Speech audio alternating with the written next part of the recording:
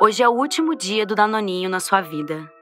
Traga a sua autonomia amada em até 7 dias ou seu dinheiro de volta. Nas próximas semanas, o Prato Cheio vai fazer uma desconstrução. A gente vai desconstruir os ultraprocessados. Esses produtos estão sob uma chuva de críticas e a cada ano cresce o volume de evidências científicas que torna irrefutável a ideia de que existe um grupo de produtos que tem nos levado a sérios problemas de saúde. Esses produtos são construções, uma obra de engenharia tanto quanto uma ponte ou uma hidrelétrica. Farinhas, açúcares e óleos que só param de pé graças a um cimento chamado aditivo, que só se tornam aceitáveis porque a publicidade converte em desejo o que aos olhos da evolução humana seria uma falha, uma ruptura em milênios de agricultura e culinária. A gente desconstrói o uso da ciência dos micronutrientes para fins de marketing. Vitaminas e minerais são usados como uma distração. Quando a gente tirá-los da frente, o que será que sobra dos ultraprocessados? Eu sou Amanda Flora e essa série tem apoio do Instituto Serrapilheira, uma organização sem fins lucrativos que fomenta a pesquisa e a divulgação científica no Brasil.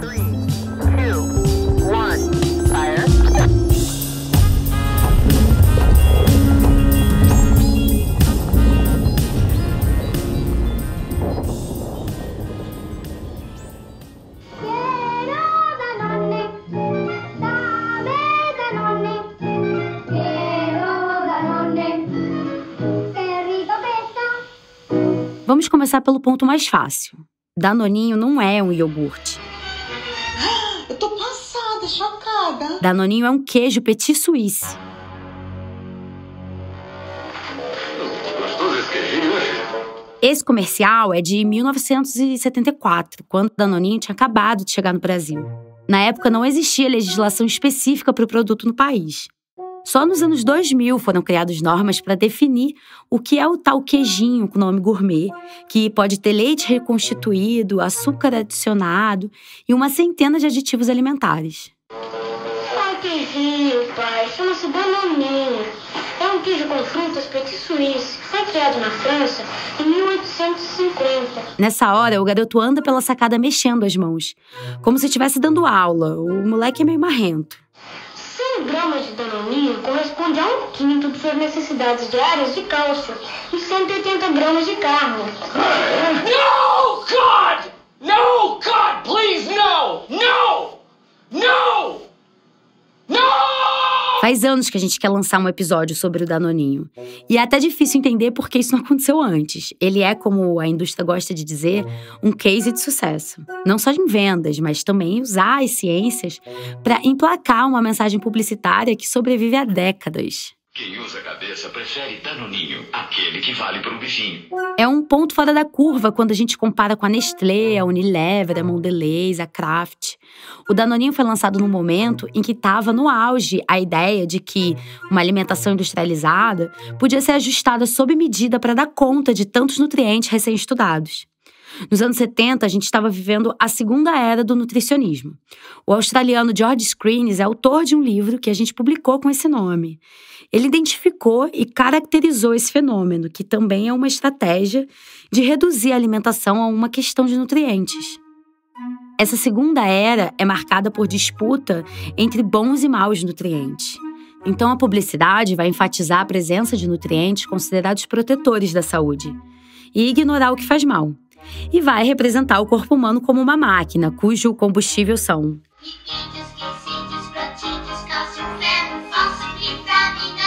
No Brasil, essa segunda era do nutricionismo coincide com a transformação em um país urbano.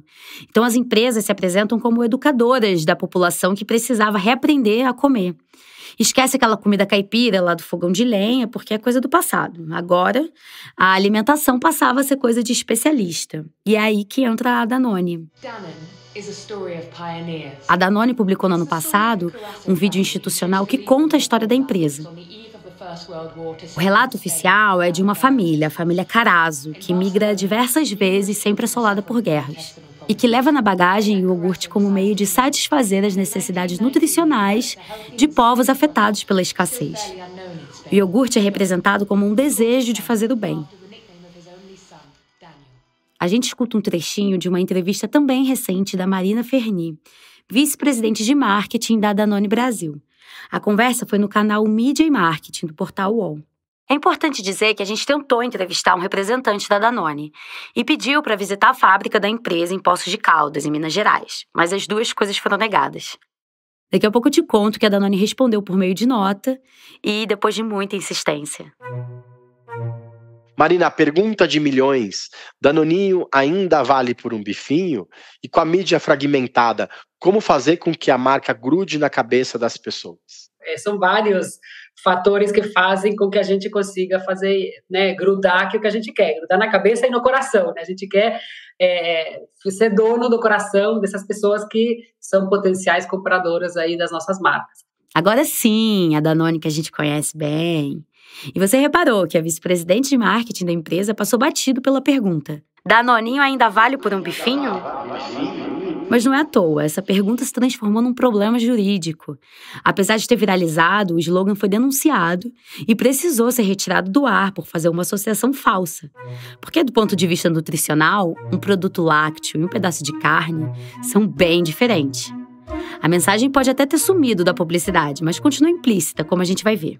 Danoninho, esse ano cumpre 50 anos, 50 anos no mercado. Então, isso tem um awareness de quase 100%. Todo mundo conhece Danoninho. Aqui no Prato Cheio, a gente adora aniversário, ainda mais com expressão em inglês, né? 100% de awareness significa que todo mundo conhece a marca. Então, isso já tem um destaque importante. Você chega na gôndola de iogurtes, vê o Dino, né, vê a embalagem vermelha, você já sabe que Danoninho já tá, né, chama a atenção.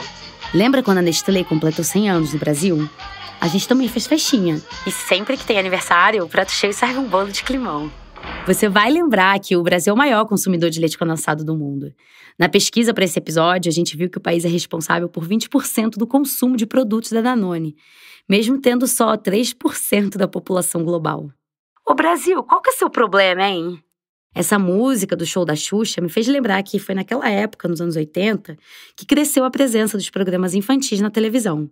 E se você é jovem, talvez não saiba que naquela época a televisão era um tubo com uns 3 ou 4 canais chuviscados que concentravam a atenção de praticamente todo mundo. Um dos clássicos desse período é esse programa da Globo. Balão Mágico. Oferecimento Danone. Chegou a hora de você também entrar em ação. Pegue seu Danone. No ar, mais um campeão de audiência. Programa Livre. Como diria o Renato Russo, somos filhos da televisão. Somos burgueses de Danone na mão.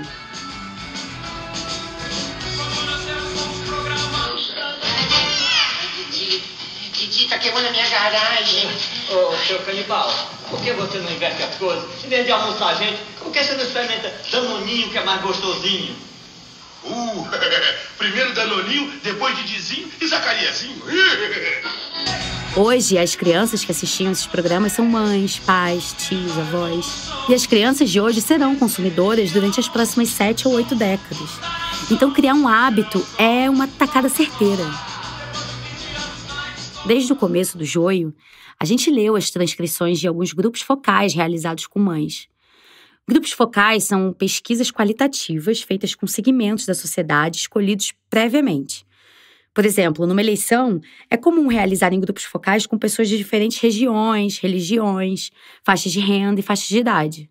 No caso do Danoninho, o que chama a nossa atenção é que as mães sempre mencionam o produto como sinônimo de saúde. E ele sempre vem associado a um esforço e a um status.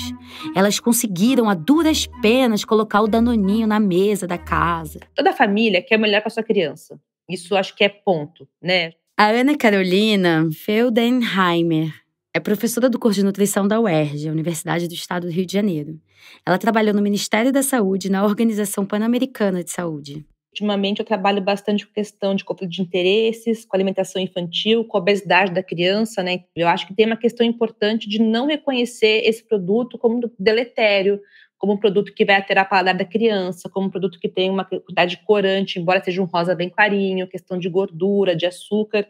Então ele foi colocado porque os pais, na verdade, as famílias, muitas desconfiam que refrigerante não é muito bom, que o salgadinho de pacote não é muito bom, mas o biscoito maisena, né, o Danone, o iogurte, tem algumas questões que parecem que são feitas para as crianças.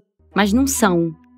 O Danoninho já aterrissou no Brasil com uma mensagem publicitária associada a uma construção científica. Mas estudos realizados em solo nacional demoraram um pouco. A primeira menção que a gente encontrou é lá em 1995. O Mauro Fischberg, que é professor da Universidade Federal de São Paulo, estudou a inserção do Danoninho na dieta de crianças da rede pública da capital paulista. 60 crianças foram divididas em 2 grupos para comparar a prevalência de anemia. Um problema que assustava muitas famílias naquela época, né? Um dos grupos comeu o Danoninho, o outro não. A conclusão foi de que o produto poderia ser usado para reduzir a incidência dessa doença. Essas informações são da revista Exame, porque a gente tentou encontrar a publicação desse estudo, que está referenciado em outras publicações do mesmo autor, mas ela não está disponível em nenhum repositório digital. É importante dizer que a gente também tentou entrevistar o Mauro Fischberg. As pesquisas conduzidas por ele ainda vão aparecer outras vezes nesse episódio.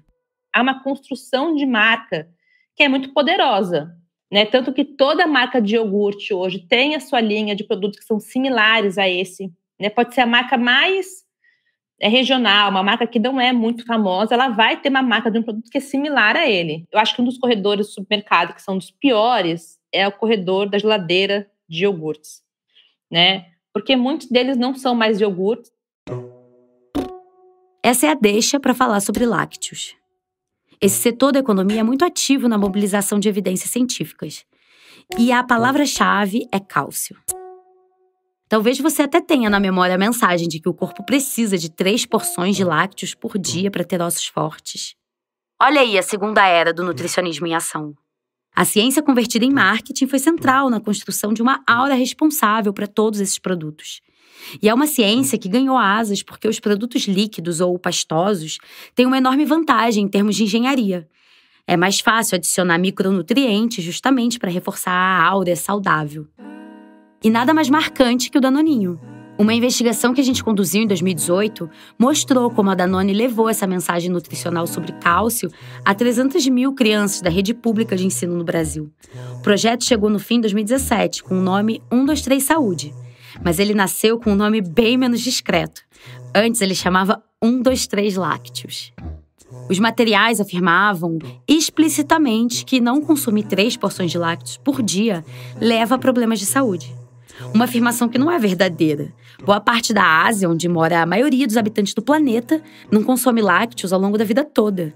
Uma das responsáveis pelo material nos contou que pediu demissão depois que a Danone realizou as alterações para enfatizar a importância do consumo dos seus produtos. E quando a criança vai crescendo, quando ela começa a comer com 6 meses de idade, 8 meses, ela vai comer tudo, ela gosta de tudo, ela é muito curiosa. Aí vai chegando uma idade, né, com 2, 3 anos de idade, que ela vai ter outros interesses. Ela vai querer mexer nas coisas. Então, comer já não é a coisa mais interessante dela. Ela vai crescer um pouco menos também, então ela precisa de menos energia. E os pais, nesse momento, entram num colapso. Meu Deus, ele não come como comia, não faz como fazia. E aí, essa é a hora que alguns produtos entram de sola para completar a alimentação, para valer como um bifinho. Né? Imagina, você não vai deixar seu filho passando fome. É a hora em que um produto que vale por um bifinho fica perfeito. Porque o sabor do Danoninho é fácil, o tamanho é pequenininho, então imagina que a criança come ali num segundo e fica com a barriguinha bem cheia. E você fica tranquilinho, né? Afinal, foi o médico que recomendou, tudo bem direitinho. Uma reflexão importante, né, quando a gente pensa em médicos, especialistas, quem forma a opinião deles e a necessidade para o nutriente. São, muitas vezes, artigos científicos e estudos. Quem vem financiando esses estudos? Muitas vezes a indústria ou fabricantes de vitamina D, né? Então, a gente percebe aí que tem um ciclo vicioso da informação. A gente frequentou muitos eventos científicos e a segunda temporada do Prato Cheio abordou a questão do conflito de interesses. A gente publicou também um livro chamado Uma Verdade Indigesta. Foi escrito pela Marion Nestor, que é uma grande referência na exposição de como as corporações manipulam evidências científicas. E a discussão sobre os lácteos tem uma delicadeza extra, porque as empresas dessa área, no geral, são fabricantes de fórmulas infantis. A tragédia humanitária causada por elas na América Latina e na África resultou no primeiro acordo global de saúde relativo a um setor da economia. No Brasil, essas empresas são proibidas por lei de fazer publicidade das fórmulas e de incidir em eventos científicos. Mas a realidade não é bem essa. Tem um estudo publicado em 2022 a respeito do assédio sobre profissionais de saúde no país. Os autores entrevistaram mais de 200 pessoas. Mais da metade relatou ter participado de eventos científicos patrocinados pela indústria. Nestlé e Danone foram as mais citadas como patrocinadoras. Metade delas ganhou um material de escritório que promovem as marcas. 1/3 ganhou refeições ou ingresso para festas. Também foram registrados pagamentos de passagens e de inscrição no evento. E, para piorar, 22% relataram ter recebido amostras grátis de fórmulas, o que é expressamente proibido. Ou seja, tem um ciclo causado pelas mesmas empresas. As fórmulas ou os compostos lácteos tentam tomar o lugar do leite materno. E o Danoninho e o Leite Ninho vêm para ocupar o lugar da fórmula. Então, saber de onde vem a informação, da onde os médicos se formam, como eles estão se formando, como é que os congressos médicos estão colocados, e aí a gente vai chegar num lugar tão longe do supermercado, mas é uma ligação que não parece direta, mas é. O médico vai no congresso, ele se informa de que aquele nutriente ele é importante, passa a receitar no seu consultório, as famílias começam a acreditar que aquilo é importante, os médicos estão falando, a gente não vai desconfiar de quem cuida da gente, e aí você chega no supermercado e o produto tem exatamente aquele nutriente, no caso a vitamina D. Se antes o Danoninho falava bastante sobre cálcio, ferro e fósforo, hoje o prato-chefe da casa é a vitamina D. E a gente já volta nesse assunto.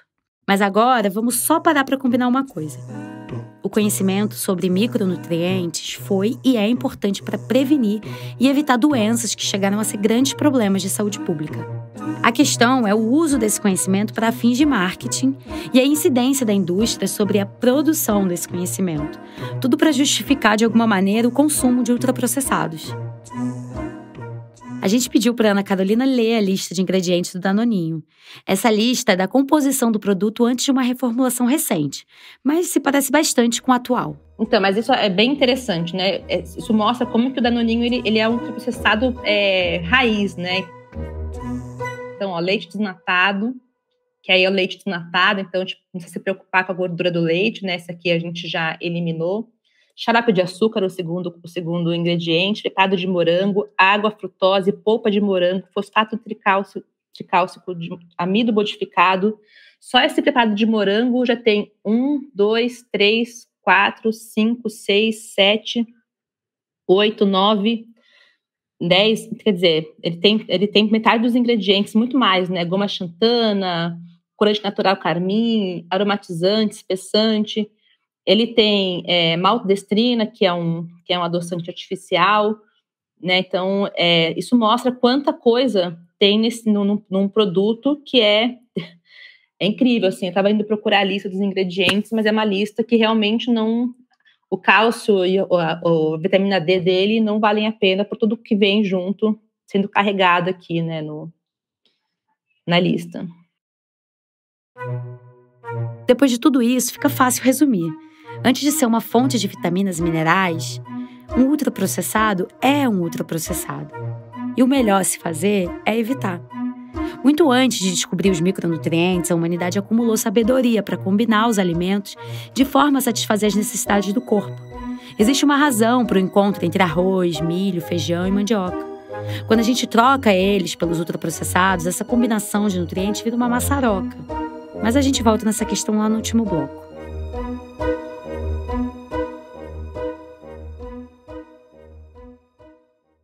Você sabia que lá no site do Joio tem um espaço com materiais de apoio que complementam os nossos episódios do Prato Cheio? O Mesa Cheia é um espaço de educação do Prato Cheio para ser usado em sala de aula, atividades de educação popular e até na mesa do bar. A gente também tem promovido encontros para debater com ouvintes, educadores e outros grupos. Vai lá conhecer, usar e manda pra gente como é que foi a experiência. É só entrar em ojoiotrigo.com.br/mesa cheia. Um bom episódio.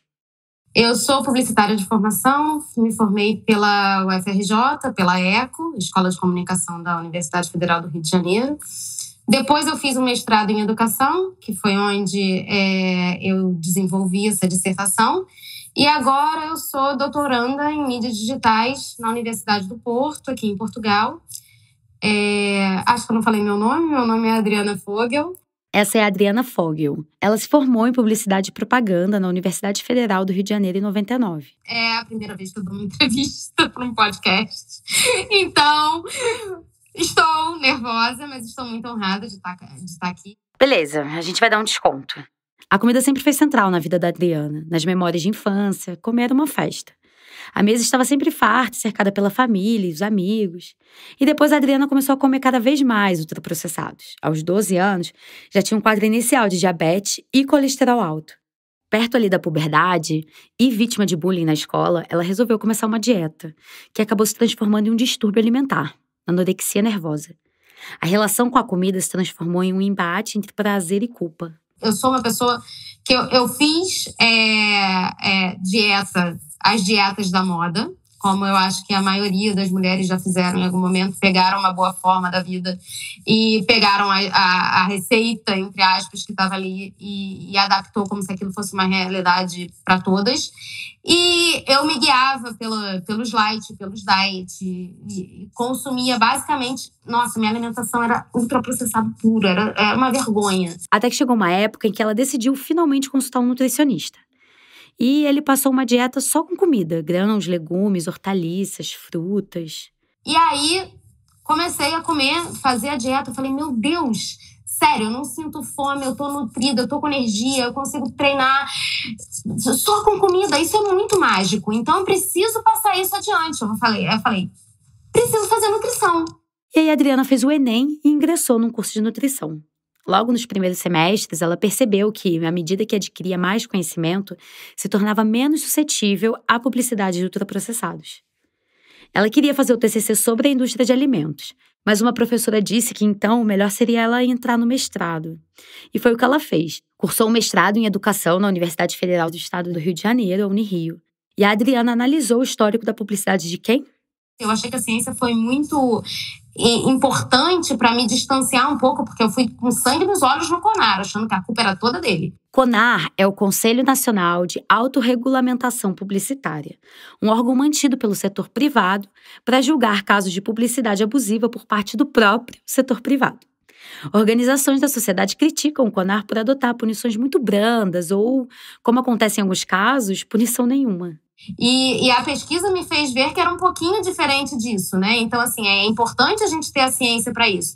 Mas, por outro lado, também é importante você saber de onde eu vim, qual é o meu histórico. Hoje a gente tem um volume muito grande de evidências científicas de como a autorregulação, ou seja, a regulação feita pelas próprias empresas, é muito frágil. No geral, esse é um expediente usado para frear políticas públicas.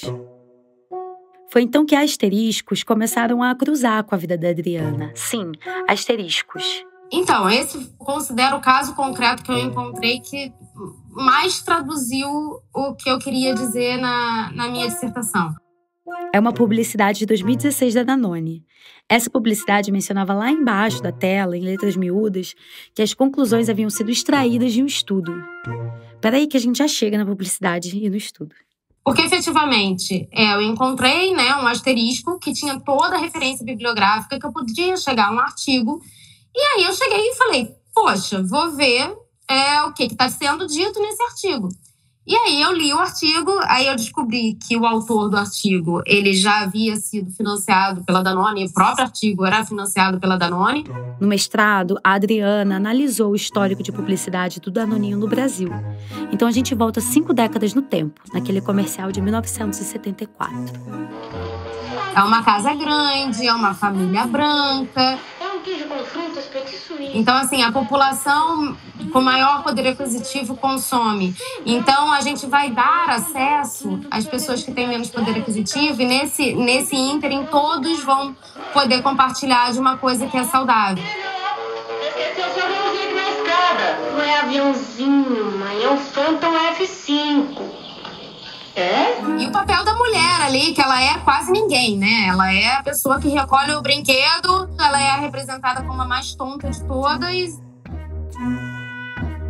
E essa primeira publicidade da Danone já tem um elemento que vai se repetir.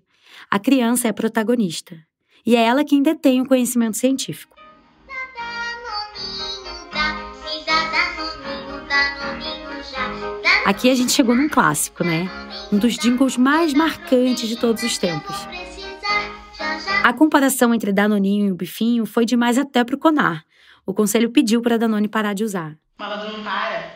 Malandro dá um tempo. Eles acharam um subterfúgio genial para continuar com a memória que a gente tinha sobre o que foi dito. Você acabou de ouvir o Bifinho, o oferecimento Danoninho, aquele. É tipo se o Carluxo chegar e falar aquele que vazou para os Estados Unidos. De quem será que ele tá falando? Nossa, que difícil, né? O Carluxo gosta de brincar de adivinha.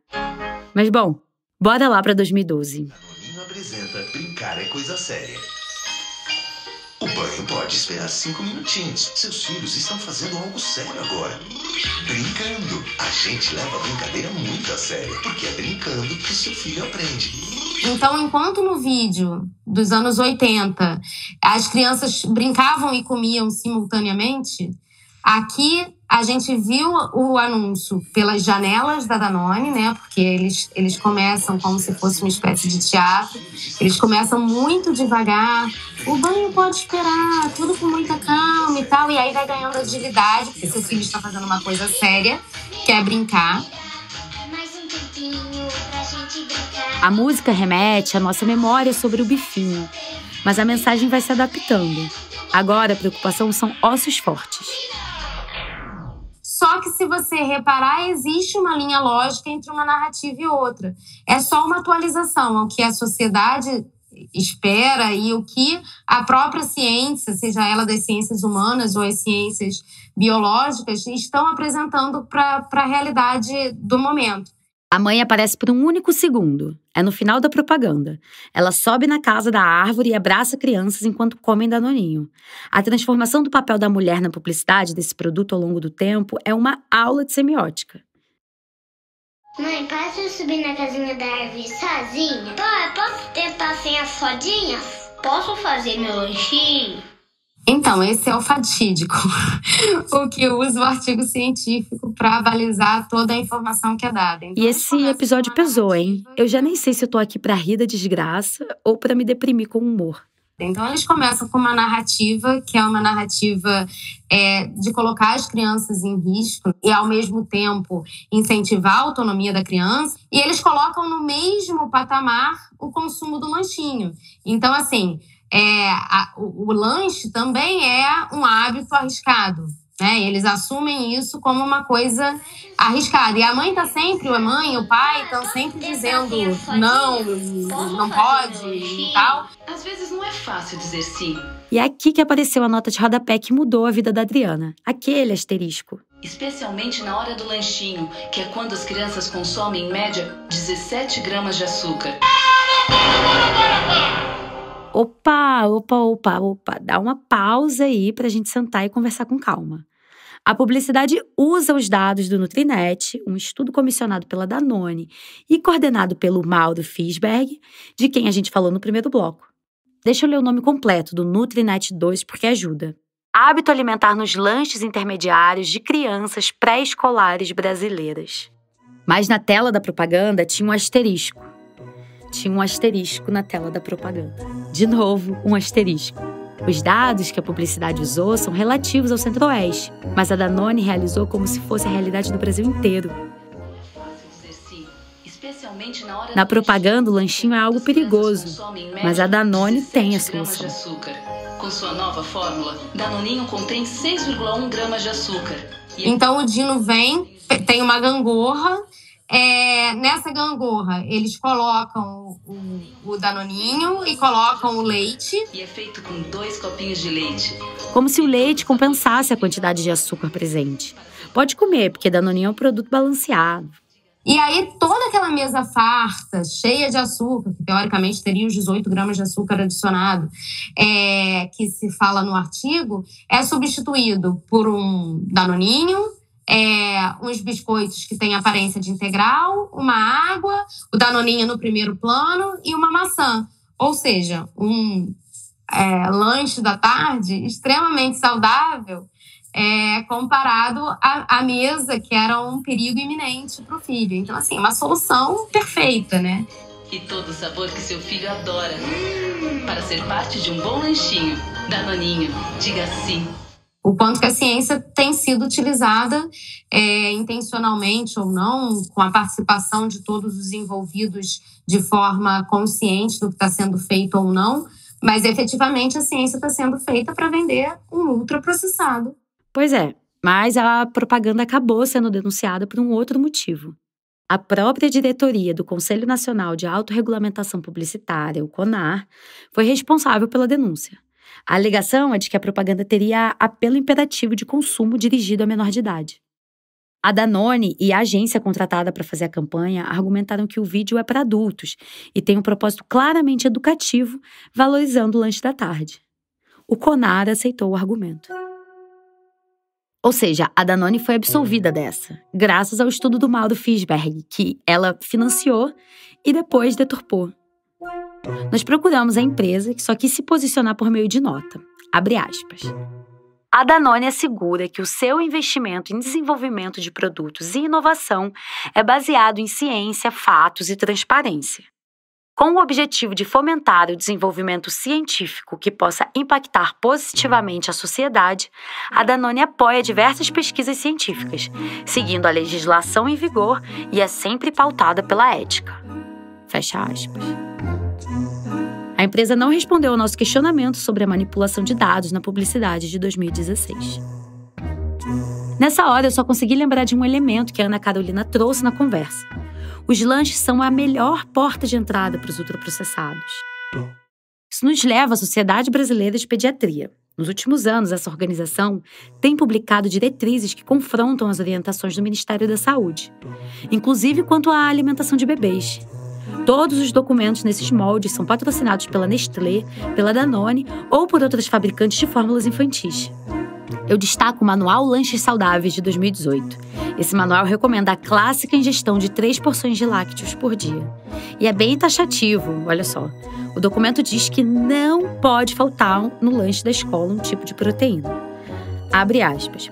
Preferencialmente proteínas lácteas, queijos, iogurtes, leite... Fecha aspas. E adivinha quem está na lista de autores desse manual? Aquele! Ele mesmo! Aquele lá, o Mauro Fisberg. O Joio e o Prato Cheio são mantidos com o apoio de organizações da sociedade que atuam na promoção da alimentação adequada e saudável. A CT Promoção da Saúde, Instituto Ibirapitanga, Instituto Clima e Sociedade, Instituto Serra Pilheira, Oxfam Brasil e Fundação Irish Ball são apoiadores regulares dos nossos projetos. Além de delicioso, o novo Tang agora vem com 100% da recomendação diária das vitaminas C e D e também é fonte de zinco. Tang, prepare um futuro melhor. Caraca, eu fico até constrangida de mostrar essa publicidade. A campanha foi lançada pela Tang em 2022 e não parou por aí. A empresa chegou a afirmar que a nova linha combina com brócolis porque a vitamina C do pozinho ajuda a absorver o ferro presente no vegetal. Mas essa é a deixa para lembrar que a gente vive hoje a terceira era do nutricionismo. A era do nutricionismo funcional. Aquele que a propaganda da Activia que mostra os bichinhos correndo por dentro do organismo para fazer o intestino funcionar perfeitamente. É um influenciador digital falando de suplementos de whey protein que deixa todo mundo forte. É o inferno na terra, é a puta que pariu, né? Pode falar? Em condições usuais, uma dieta saudável e variada, você não precisa de fortificação. A não ser em situações especiais, com algum problema de saúde específico, alguma recomendação específica. A Marli Augusto Cardoso é professora titular do Departamento de Nutrição da Faculdade de Saúde Pública da USP. Ela é autora do livro Nutrição e Dietética, que foi lançado em 2019 justamente para discutir a ciência dos micronutrientes. Em linhas gerais, o aproveitamento dos micronutrientes pelo corpo depende do cruzamento de alguns fatores. O micronutriente é naturalmente presente ou foi adicionado artificialmente? Esse micronutriente adicionado foi obtido de fontes naturais ou sintéticas? Esse micronutriente interagiu com quais outros nutrientes durante a alimentação? De que maneira o nosso corpo utiliza esse micronutriente?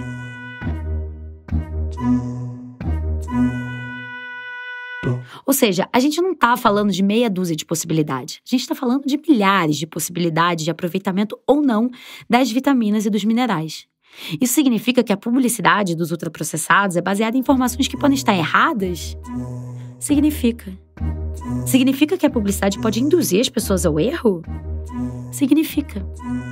E isso contraria o Código de Defesa do Consumidor, que diz que ninguém pode ser induzido ao erro. A vitamina D é um ótimo exemplo de confusão criada em torno dos micronutrientes. O setor deu um salto de vendas graças a uma notícia falsa que associava essa vitamina com a imunidade à Covid-19. O governo Bolsonaro, que adorava a mistura entre lucro e mentira, chegou a zerar os impostos sobre os suplementos de vitamina D. E a ex-empresa do então ministro Paulo Guedes era acionista de uma empresa de suplementos. Tem uma fisiologia específica, ela tem que ser ativada no nosso organismo. Tem 2 hidroxilações, a primeira no fígado e a segunda que é a renal, que é a mais importante.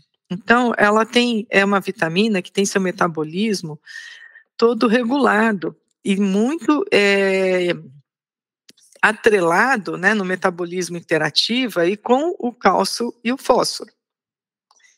Então, quando todos os efeitos ósseos da vitamina D dependem de uma homeostase entre esses 3 nutrientes, vitamina D, cálcio e fósforo. Opa, vitamina D, cálcio, fósforo.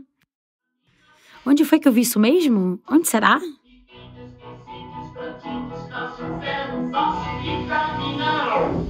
Será que é hoje? É hoje que o Prato Cheio vai recomendar um ultraprocessado? Geralmente são valores baixos, né, bem baixos em relação à recomendação ou situações de tratamento. Não serve para tratamento, porque se a pessoa tiver realmente com deficiência de vitamina D, ela tem que ser avaliada, tem que receber a dose de tratamento. Tem que ser acompanhada essa dose de tratamento por um período para corrigir isso. Não, não é hoje. As redes sociais do Danoninho têm surfado na onda da vitamina D. Mas a vitamina D é de graça, né? A principal fonte é o sol. E se tem uma coisa que sobra no Brasil, é sol. Agora, se sobrar vitamina D, aí é um problema. Repara que a Marli falou sobre os rins, né? Então, como a vitamina D é lipossolúvel, ou seja, ela se dilui em gorduras, o excesso pode sobrecarregar o nosso corpo. Nesse bloco, eu vou te apresentar para DRI. DRI é a sigla para Dietary Reference Intakes, ou no bom português, ingestão dietética de referência. As DRI foram criadas nos anos 90 para substituir outros parâmetros de recomendações nutricionais. Cada vitamina e mineral tem uma DRI. Aí a gente volta rapidinho na conversa com a Ana Carolina, professora da UERJ. Então, a gente vai lá, quando a gente vai calcular uma dieta para alguém, vai ver quanto que tem que ter de cálcio, fósforo, vitamina A, ferro, tem um compêndio, né? Não é uma tabela, é um livro. E aí eu vou lá ver, então, criança, 1 ano e meio de idade, qual o sexo, qual o peso, altura, né? E vou te dizer qual que é a necessidade de consumo alimentar dos nutrientes. O problema é que os estudos de recomendação, no geral, não foram feitos com a população brasileira. E muitas vezes são estudos antigos. Uma das balizas que é bem criticada é a do cálcio. Eu vou trazer dados de um inquérito conduzido em 2019. O ENANI, Estudo Nacional de Alimentação e Nutrição Infantil, encontrou uma prevalência de anemia de 10% entre as crianças. E só 1/3 desses casos eram de anemia relacionada à falta de ferro, que é o problema que o Danoninho diz enfrentar. Ou seja, 3% das crianças. E 96% das crianças estavam bem, obrigada em relação à vitamina D.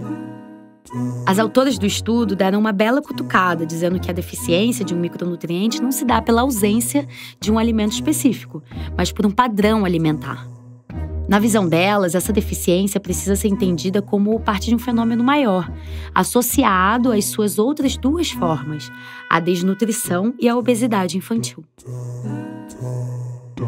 Se vende uma coisa na qual não se entrega, né? E nosso corpo não é uma máquina que eu vou colocar gasolina no meu carro e vai rodar tantos quilômetros e pode ser gasolina de mais qualidade, menos qualidade. Essa é a hora que a gente começa a derrubar outro pilar do Danoninho e dos ultraprocessados. Se os micronutrientes são uma verdade meio indigesta, a presença desses micronutrientes em um produto, que é basicamente uma engenharia, se dá por meio dos aditivos.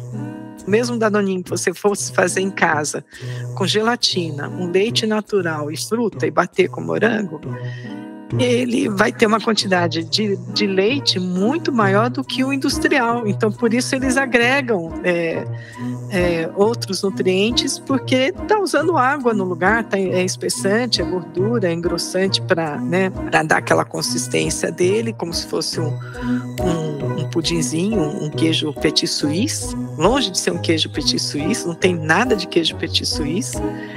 E então precisa frutificar, porque não tem nada, né? É um produto muito pobre pelos ingredientes, né? E açúcar, que é o segundo ingrediente. Dos 5 aditivos da fórmula atual do Danoninho, 4 são cosméticos. Bom, mas sobre os aditivos, a gente conversa no 3º episódio dessa série. Eu sou Amanda Flora, responsável também pela produção do Prato Cheio com a Natália Azal. A produção executiva é da Luísa Coelho. A pesquisa foi feita por Milena Mello. O roteiro é do João Pérez, com contribuições da Milena. Alicia Lobato fica a cargo das redes sociais. A edição de som e as trilhas são do Vitor Oliveira. E o design é feito por Denise Matsumoto, Clara Borges e João Ambrosio.